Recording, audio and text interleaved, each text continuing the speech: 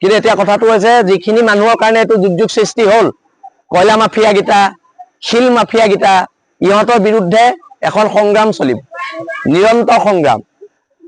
আৰু মই জানো ইহঁতে আকৌ খান্দিব। ইহঁতৰ গুৱাহাটীত ফ্লেট, মুম্বাইত ফ্লেট, দিল্লীত ফ্লেট আছে। ইহঁতৰ ইয়াৰ মানুহ কিমান মৰে ইহঁতৰ লগত কোনো ধৰণৰ ইহঁতৰ আৱেগ জড়িত নাই। আৰু সেইকাৰণে ইহঁতৰ বিৰুদ্ধে যুদ্ধ হ'ব।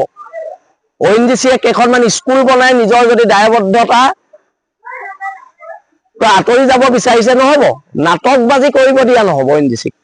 স্কুল আমি বনাই দিম, স্কুল আমি বনাই দিম। তোমালোকে ক্ষতিপূৰণ দিয়া 5,000 কোটি টকাৰ, 5,000 কোটি ONGC। আৰু ONGC ED ক'ত আছে? ONGC ED এতিয়া এবুকু পানীত সোমাই বন্যাত্য সহায় কৰি থাকিব লাগিছিলে। এই আশ্ৰয় শিবিৰৰ পৰা কেইবা লাখ মানুহলৈ আমি ৰিলিফ পঠিয়াইছো। কিন্তু কয়লা মাফিয়াই এটা বন খুৱাইছে মানুহক, ব্ৰেডৰ পেকেট এটা আধা কৰি দিছে, আমি খবৰ পাইছো। এইবিলাক নচলিব।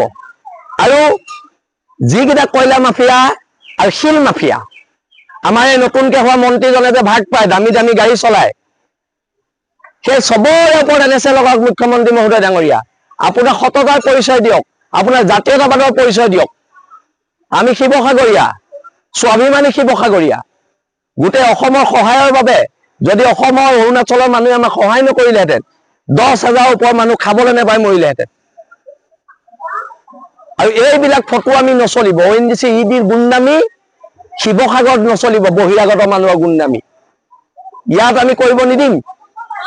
গুণ্ডামি এইটো একদম স্পষ্ট কথা।